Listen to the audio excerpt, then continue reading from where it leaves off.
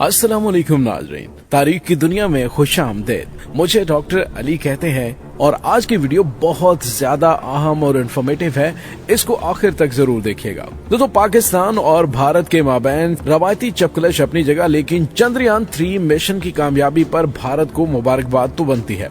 उम्मीद है इस न्यूट्रल इजहार ख्याल पर मुझ नाचीज पर कोई लेबल तो नहीं लगेगा। अब तक की इतलात के मुताबिक चंद्रयान 3 मिशन का लैंडर विक्रम चांद की सतह पर बाहिफाजत उतरने में कामयाब होने के बाद प्रज्ञान रोवर भी चांद की सतह पर उतर चुका है और वहां से डाटा भी भेजना शुरू कर दिया है। विक्रम लैंडर जिस जगह उतरा है वो चांद के जनूब कुतब से करीब है और इससे पहले तक इंसान की बनाई हुई कोई चीज यहाँ नहीं उतरी थी। गोया इस कामयाबी के साथ ही भारत वो पहला मुल्क भी बन गया है जिसने चांद के कुतब जनूबी पर कामयाबी से अपना लैंडर उतारा। नाज़रीन, चांद का जनूबी कुतब और उसके आस पास का इलाका बहुत खास है और चांद का ये हिस्सा जमीन से दिखाई नहीं देता और सूरज की रोशनी भी यहाँ बहुत कम पहुँच पाती है। इसीलिए इसे चांद का तारीक रुख यानी कि dark side of the moon भी कहा जाता है। माजी में चांद के इस इलाके में पानी की वाफर मिकदार के इशारे भी मिल चुके हैं जो मुमकिन तौर पर बर्फ की शक्ल में जेरे सतह मौजूद है। अगर किसी तरह ये मालूम हो जाए कि यहाँ किस कदर पानी है तो शायद मुस्तकबिल बईद में चांद पर इंसानी बस्तियां बसाने में भी खासी मदद मिल जाए। किस्सा मुख्तसर ये, हमें फराख दिली से तस्लीम कर लेना चाहिए कि भारत ने खलाई साइंस और टेक्नोलॉजी के मैदान में वाकई एक बहुत बड़ी कामयाबी हासिल की है। इस पूरे किस्से में विक्रम लैंडर का चांद पर उतरना सिर्फ एक पहलू, वरना चंद्रयान 3 मिशन की कामयाबी में खलाई रॉकेट यानी स्पेस लॉन्च व्हीकल बनाने से लेकर पेचीदा टेक्नोलॉजी और मिशन कंट्रोल तक ऐसा बहुत कुछ है कि जिसके बारे में आम लोग नहीं जानते और शायद जानना भी नहीं चाहते। तकनीकी तफसील में जाए बगैर सिर्फ इतना समझ लें कि चंद्रयान मिशन अपने आप में सैकड़ों नहीं तो दर्जनों टेक्नोलॉजीज का मजमुआ है जिसमें हर टेक्नोलॉजी दूसरी के साथ बखूबी मरबूत है।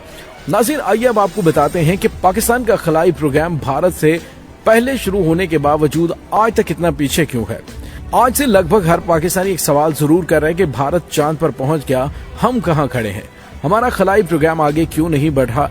इस सवाल का एक जवाब तो वो है जो पिछले चंद हफ्तों में सोशल मीडिया पर गश्त कर रहा है और जिसे यहाँ दोहराना मेरे लिए मुनासिब नहीं है। ताहम एक जवाब और है जिसे पढ़ने, बर्दाश्त करने और हजम करने के लिए आला ज़र्फी के साथ साथ दीदा इबरत की भी जरूरत है ताकि आने वाले बरसों में हमसे वो गलतियां ना हों जो आज तक हम करते आए हैं। नाज़रीन, तारीख के सफ़ात से कुछ मनाज़र आपकी खिदमत में पेश करते हैं कि अब ये आप पर है कि आप इन वाक़यात को देखने के बाद गुस्से के मारे लाल पीले हो जाएंगे या फिर इबरत हासिल करेंगे।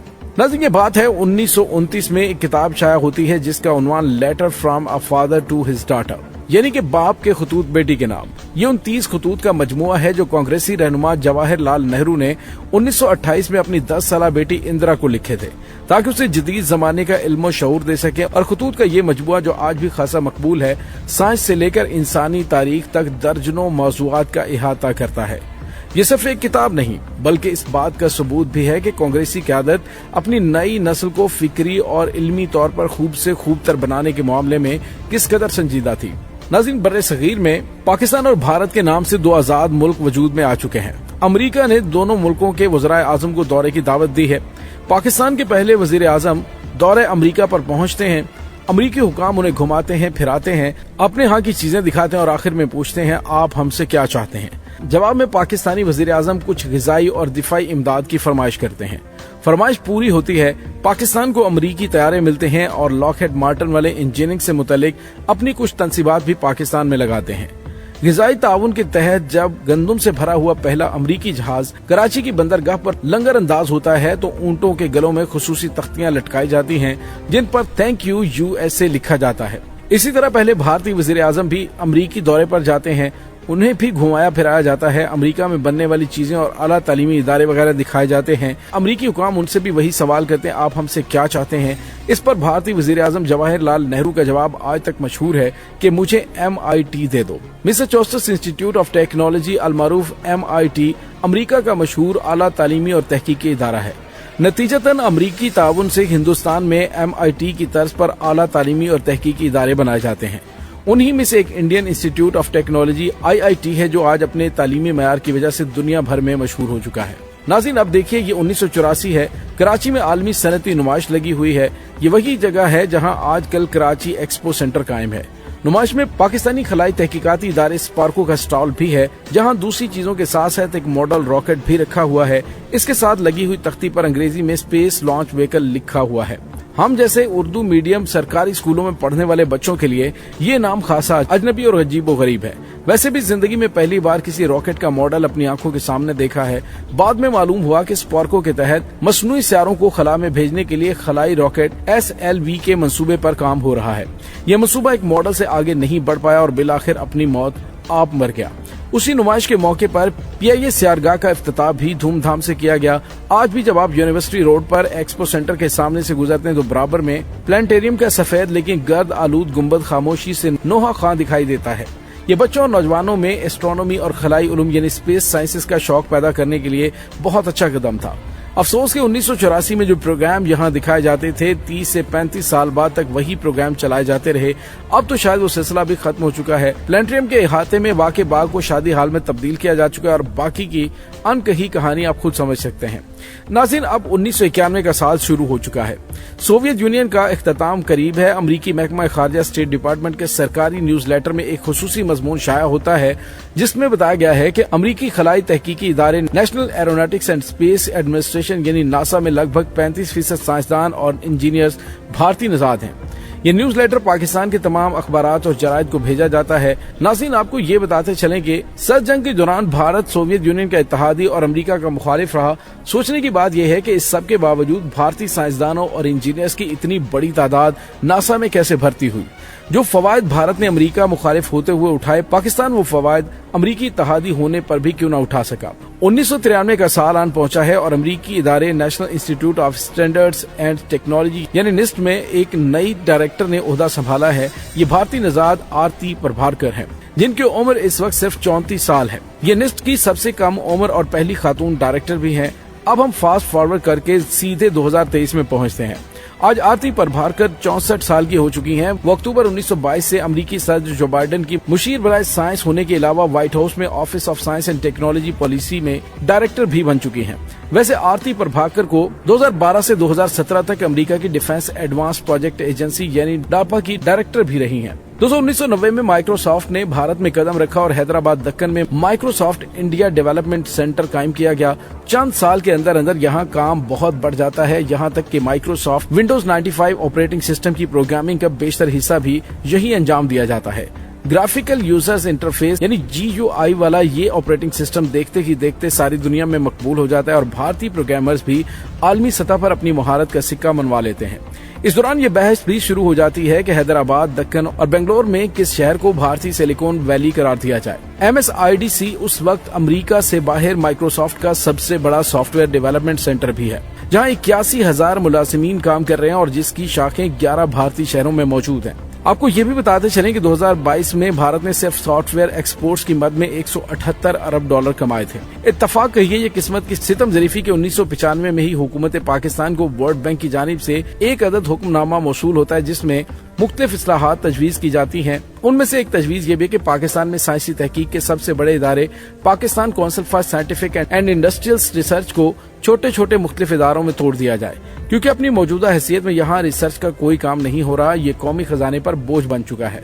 पाकिस्तान में इस पर कुछ हलचल हुई। Pakistan association for scientific professionals के तहत एक सेमिनार हुआ, जिसमें साबिक वजीर बराए टेक्नोलॉजी जनाब जावेद जब्बार को बतौर खास मदऊ किया गया।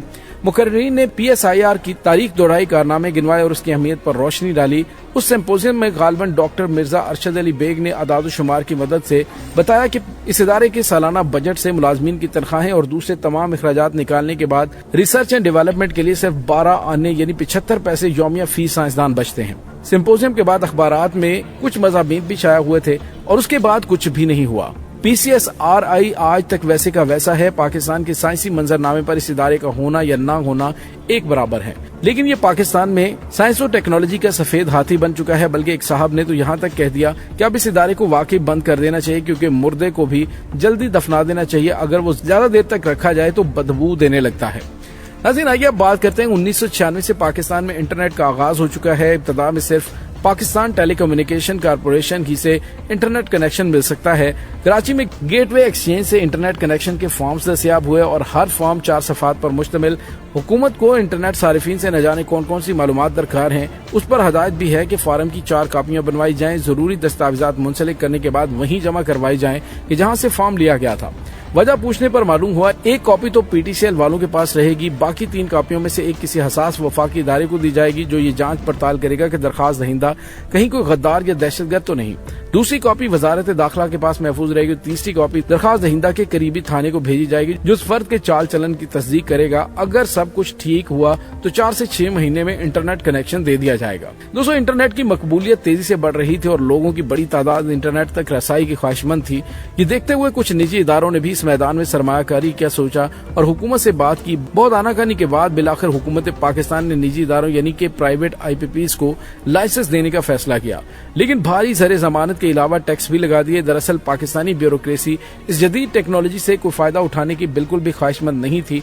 इसके बरक्स वो अपने तय इंटरनेट के इनकलाब पर बंद बांधना चाहते थे, लेकिन इंटरनेट तो एक सैलाब था जो पाबंदियों के सारे बंद तोड़ता हुआ आगे ही बढ़ता गया। नाज़रीन, सरकारी सतह पर मुनासिब पॉलिसी न होने के बायस हम टेक्नोलॉजी के इस इनकलाब से भी मुस्तफीद न हो सके, बल्कि हमने ज्यादा नुकसान उठाया।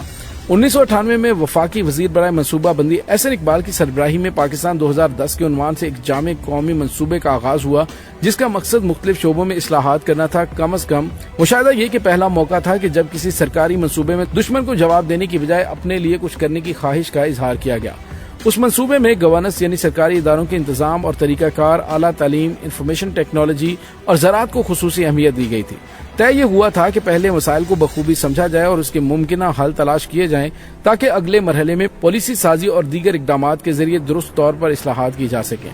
सच तो ये है कि खुद मुस्लिम लीग नून के अपने बेशतर वज़रा उस प्रोग्राम से नाखुश थे और अपनी निजी महफिलों में इसे वसाइल की बर्बादी करार देते थे, लेकिन मियां नवाज शरीफ से एहसन इकबाल की कुर्बत के बायस खुलकर कुछ भी कहने की हिम्मत नहीं रखते थे। शायद यही वजह थी कि 2010 प्रोग्राम की कॉन्फ्रेंसेस, सेमिनारों और सिम्पोजियम वगैरह में मदऊ किए जाने वाले अक्सर वज़रा फिलफौर माजरत कर लिया करते थे। अभी इस प्रोग्राम ने उड़ान भी नहीं भरी थी कि 12 अक्टूबर 1999 के रोज मियां नवाज शरीफ की हुकूमत चली गई। जनाब परवेज मुशर्रफ ने मार्शल लॉ लगा दी और ये प्रोग्राम भी खत्म हो गया। उन दिनों इस्लामाबाद के सहाफती हलकों में शुनीद थी कि जनाब मुशर्रफ उस प्रोग्राम को जारी रखना चाहते थे और उसके लिए एहसन इकबाल को हुकूमत में शामिल करने की दावत भी दी गई, लेकिन उन्होंने मुस्लिम लीग नून के साथ वाबस्तगी को तरजीह दी।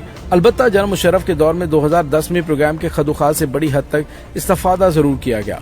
जनाब मुशर्रफ के दौरे हुकूमत में प्रोफेसर अताउर रहमान के साइंस और टेक्नोलॉजी का वजीर बना दिया गया। साइंस की तारीख में ये पहला मौका था कि जब किसी साइंसदान को ये जिम्मेदारी सौंपी गई और इसके साथ यूनिवर्सिटी ग्रांट्स कमीशन उसको तब्दील करके आला तालीमी कमीशन बना दिया गया और डॉक्टर अताउर रहमान उसके पहले चेयरमैन मुकर्रर हुए।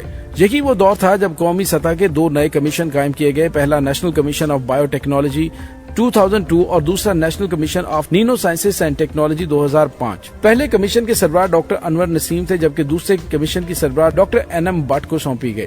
पाकिस्तान में बायोटेक्नोलॉजी के मुख्तलिफ इदारे बहुत पहले से काम कर रहे थे। बायोटेक्नोलॉजी कमीशन ने उन इदारों में जारी मंसूबों को मरबूत और नतीजा खेज बनाने पर खुसूसी तवज्जो दी, जिसका बहुत फायदा भी हुआ। दूसरी जानिब नीनो टेक्नोलॉजी हमारे लिए एक नई चीज थी जिसके लिए मुनासिब अफरादी कुव्वत तैयार करना जरूरी था। गर्ज के दोनों कमीशन अपनी अपनी जगह काम करने लगे और बेहतरी की उम्मीद नजर आने लगी, लेकिन सन 2008 के इंतखाबात के बाद जमहूरियत आ गई और हर वो चीज नापसंदीदा करार दी गई जो एक डिक्टेटर ने शुरू की थी। बात सिर्फ बल्दियाती निजाम और हायर एजुकेशन कमीशन की तबाही पर नहीं रुकी, बल्कि 2009 में बायोटेक्नोलॉजी कमीशन और नीनो टेक्नोलॉजी कमीशन भी बंद करवा दिए गए और सब कुछ खत्म। नाज़रीन, 9 अप्रैल 2021 के रोज मरीख की फिजाओं में नासा के तैयार करदा हेलीकॉप्टर इंजेनिटी ने पहली परवाज की। ये किसी दूसरे सियारे पर इंसान की इजाद करदा अवलीन उड़न मशीन थी और इस मंसूबे के सरबराह और चीफ इंजीनियर बोब लाम थे, जो कि Indian institute of technology Madras से पढ़े हुए थे। अमेरिका पहुंचकर उन्होंने मजीद आला तालीम हासिल की, PhD की और नासा में शमूलियत इख्तियार की। जल्द ही उन्होंने अपनी काबिलियत मनवाई और तरक्की की मंजिलें तय करने लगे। इंजेनिटी हेलीकॉप्टर भी उन्हीं का डिजाइन किया हुआ है, जहां पर उन्होंने 2014 में दीगर माहिरीन के साथ मिलकर काम शुरू किया था। रोबोटिक्स और खलाई टेक्नोलॉजी के मैदान में वो न सिर्फ अमेरिका बल्कि दुनिया भर में मोतबर समझे जाते थे। नाज़रीन, सवाल ये है कि अब हम क्या करें। इस सवाल का जवाब मुख्तसर ये है कि हमें अपनी तरजीहात दुरुस्त करनी चाहिए। मतलब ये कि हम खुद को इनफरादी और इज्तिमाई तौर पर दुरुस्त करें और निज़ाम तालीम से लेकर मुआशरत और मईशत तक एक एक चीज को दुरुस्त करें। हम अपने मामलात को इसलिए दुरुस्त करें क्योंकि हमें अपने मुल्क को खूब से खूब तर बनाना है, इसलिए नहीं कि किसी दुश्मन को जवाब देना है। जिस जगह वाकई जवाब देने की जरूरत है वहां डट कर जवाब दिया जाए। अगर सियासतदानों को अपनी सोच दुरुस्त करनी है तो ब्यूरोक्रेसी को भी चबड़ चबड़ अंग्रेजी वाले मजाज से छुटकारा पाना होगा। जहां तक एक आम पाकिस्तानी का ताल्लुक है तो उसे भी सही मानों में इंसान बनने और मतवाजन रवैया अपनाने की जरूरत है। भारत चांद पर पहुंच गया, हम अब तक वहीं खड़े हैं। क्यों? इसलिए कि हम वैसे ही रहना चाहते हैं जैसे हम हैं, यानी कि मेहनत भी ना करनी पड़े और आला तरीन कामयाबी भी मिल जाए। सच तो यह है कि हम आपस में दस्तों गिरेबान रह गए, गद्दारी और हुब्बुल वतनी के सर्टिफिकेट बांटते रह गए, लेकिन हमारा पड़ोसी मुल्क बहुत आगे निकल गया। देखा जाए तो आज अक़वाम आलम की दौड़ में हम कहीं भी नहीं, शायद हम किसी कोने में बैठे अपने शानदार माजी का नशा कर रहे हैं। हालात सुधर सकते हैं, हम बेहतर क्या बेहतरीन भी हो सकते हैं, मगर हम में बिगाड़ बहुत ज्यादा हो चुका है जिसे सुधारने के लिए हमें खुलूस दिल से बहुत मेहनत करनी होगी, जान तोड़ मेहनत। लेकिन अपनी तरजीहात की दुरुस्ती शायद अब भी हमारी तरजीहात में शामिल नहीं हो सकती। नाज़रीन, उम्मीद है कि आज की वीडियो आपको पसंद आई होगी और ज़मीर को झंझोड़ भी रही होगी कि हम कहाँ खड़े हैं और हमें क्या करना है। डॉक्टर अली को इजाजत दीजिए। अल्लाह वारिस।